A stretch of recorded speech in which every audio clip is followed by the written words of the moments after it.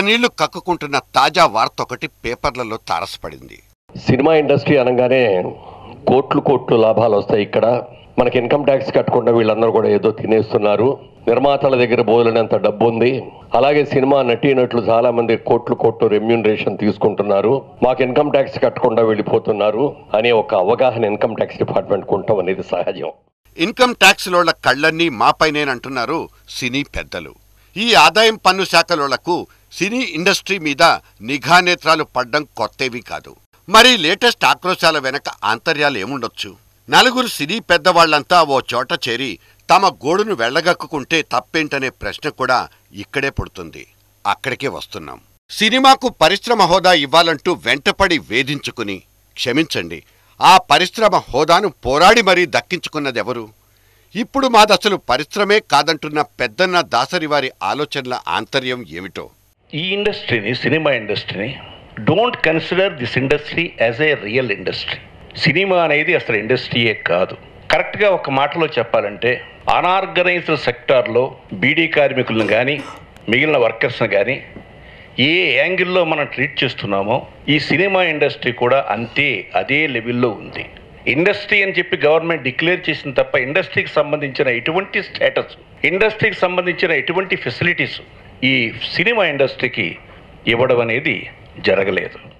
మాది పరిశ్రమ, మాది ఇండస్ట్రీ అంటూ రోజుకోసారి బుల్లితెరల మీద పేపర్ల సినిమా పేజీల్లోనూ దాన్నో స్టేటస్ సింబల్లా వాడేసుకుని మురిసిపోతున్న సెలబ్రిటీలకు ఇప్పుడు ఆ పరిశ్రమ హోదా సరిగ్గా లేదనిపిస్తున్నట్లుంది. పరిశ్రమ అంటూ గవర్నమెంటోళ్లు పిలుస్తున్నారే తప్ప అసలెప్పుడూ మాకా హోదా దక్కిందే లేదంటారు దాసరివారు. కానీ అటువంటి హోదాను తగిలించుకునే బ్యాంకులోళ్ల దగ్గరికెళ్లి సినిమాల నిర్మాణాల కోసం అప్పులు తీసుకున్న దాఖలాలు లేవా? ఏ బ్యాంకోడైనా వ్యాపారస్తుడేగా. అప్పిచ్చేటప్పుడు 1,00,000 ప్రశ్నలు అడుగుతాడు. వెనక్కి డబ్బు క్షేమంగా తిరిగొస్తుందనే ఒకే ఒక్క ప్రాతిపదికే అక్కడి నిర్ణయాలకు కీలకం.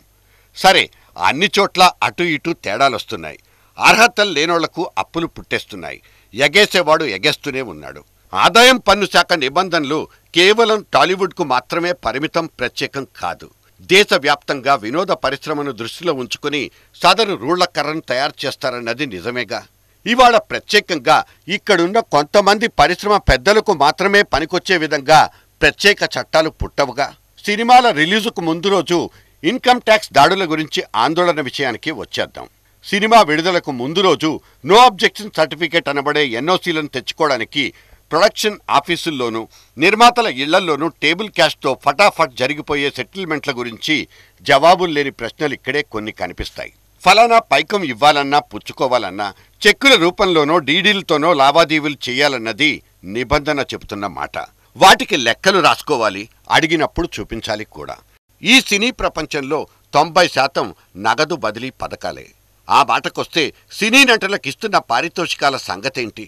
అందులో లెక్కల్లో చూపించే తెల్ల డబ్బు, చూపించని నల్ల కరెన్సీల గురించి ఏ నిర్మాత నిజం చెబుతున్నాడు? అంతెందుకు 5 రూపాయల వడ్డీకి తెచ్చుకుంటున్న అప్పుల మాటేంటి? అటువంటి రేట్లకు అప్పులిస్తున్న ఫైనాన్షియర్లతో జరిగే లావాదేవీలన్నింటికీ క్లీన్ చిట్లిచ్చే అవకాశాలుంటాయా? దేశంలో ఉన్న బ్లాక్ మనీ వ్యవస్థలకు ఊతమిచ్చే ఈ వ్యవహారాలకు లీగల్ ముద్రలేసే అవకాశాలు ఎలా ఉంటాయి? అసలు ఎందుకుండాలి? మేమేసుకునే సిల్క్ చొక్కాల కింద చిరుగుల బనియన్లు ఈ జనాలకు కనిపించమంటూ వాపోయారు గౌరవ ఎంపీ మురళీమోహన్. మీకేమండి, సినిమా వాళ్ళు మీ దగ్గర చాలా డబ్బులున్నాయంటారు. నిజమే, సిల్క్ చొక్కాలు వేసుకుంటాం, మెరిసే కోట్లు వేసుకుంటాం. కానీ వీటి లోపల ఉన్న మా చిరుగుల బనియన్ల గురించి కానీ మా గుండెలకి తగిలిన పోట్ల గురించి కానీ మీకెవరికి కూడా తెలియదు. నిజమే, అటువంటి ఫాల్స్ స్టేటస్లు, ప్రెస్టేజ్లు తెచ్చిపెట్టుకోవడం ఎందుకన్నది ఎవరికి వాళ్ళు ఆలోచించుకోవాలి. సినిమా నిర్మాణం పేరుతో జరిగిపోతున్న ఏ ఒక్క కార్యక్రమంలో కూడా పిసరంత కూడా నిజాయితీ కనిపించదు. అంతా ఆర్టిఫిషియల్, అంతా కమర్షియల్ అంటూ మళ్లీ వాళ్లే టముకేసుకునేది.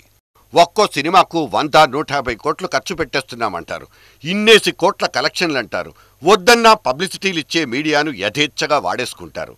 వీలు కాకపోతే పైసలు కుమ్మరించి మరీ ప్రచారాలు చేసుకుంటారు. దీన్ని స్వీయ తప్పిదంగా భావించడం ఇప్పుడొక అత్యవసరం. ఇన్కమ్ ట్యాక్సులోళ్లకు టీడీఎస్ చెల్లింపులు నరకంగా మారిపోయాయన్నది ఒక ఆక్రోశమైతే, అడ్వాన్స్ ట్యాక్స్ పేరుతో సినిమాకు ముందే బాధేస్తున్నారన్నది ఇంకో ఆవేదన. టీడీఎస్ అనేది మొదట్లో ప్రారంభమైనప్పుడు మాకు కొంత బరువు తగ్గినట్టే ఉంది. కానీ రాను రాను పాన్ కార్డు ప్రతి చిన్న ఆర్టిస్ట్కి ఒక పాన్ కార్డు ఉంటుందని, ఆ పాన్ కార్డు అతను తీసుకోవాలని అతనికి తెలియదు. ఆ పాన్ కార్డు లేకపోతే శిక్షింపబడేవాళ్ళు నిర్మాత. అక్కడికి వచ్చేటప్పటికి ఆ పాన్ కార్డు లేకపోతే మేము రెట్టింపు డిడక్ట్ చేయాల్సి వస్తుంది. ఒక సినిమా ఆడుతుంది, ఇంకో సినిమా ఆడదు, ఆడకపోవచ్చు. అటువంటి పరిస్థితుల్లో అడ్వాన్స్ ట్యాక్స్ కట్టించుకోవడం దారుణం. ఎందుకంటే ఇదో గ్యాంబ్లింగ్. సరిగ్గా ఈ మాటల్లోనే పరస్పర వైరుధ్యం కనిపిస్తోంది. అసలు గ్యాంబ్లింగ్ అనే జూద పదప్రయోగం చేసిన తర్వాత అక్కడ లీగాలిటీలకు, లాజిక్లకు ఇక తావెక్కడుంటుంది? ఇకపోతే ట్యాక్స్ డిడక్షన్ ఎట్ సోర్స్ అనబడే టీడీఎస్ల విషయంలోకి వద్దాం. ప్రతి ఒక్కరూ తమ తమ కారణాలతో అంత పన్ను చెల్లించలేమంటూ రిబేట్ అడగొచ్చు. ఆ అవకాశం ఉంది. సదరు తగ్గింపుల సర్టిఫికెట్లు అక్కడే పొందొచ్చు. ఇక్కడ పరిశ్రమకు సమస్యలు లేవు, అంతా ఆనందాల దీపావళిలే చేసుకుంటున్నారంటూ ఎవ్వరూ ఎత్తిపడుపులు పడవడం లేదు. గాని లక్షలాది మంది బ్రతికేస్తున్న ఈ పరిశ్రమలో చిరకాలంగా గూడు కట్టుకున్న దయనీయమైన సమస్యలకు అక్కడున్న సవాలక్ష పరిస్థితులే కారణం. ఇవి అందరికీ తెలిసినవే. ప్రతి పేమెంట్కు ఒక చెక్కు, ప్రతి పేమెంట్కు ఒక వోచర్, ప్రతి సంతకానికి ఒక నిజాయితీ. ఇవి ఆరోగ్యకరమైన ఆర్థిక క్రమశిక్షణకు మొట్టమొదట చేయాల్సిన పని. నాణానికున్న ఒక్క బొరుసును మాత్రమే చూపిస్తూ బొమ్మను దాచేస్తే అది దాగని సత్యమే అవుతుంది. రాజావారి కొత్త బట్టల సామెత గుర్తొస్తోంది.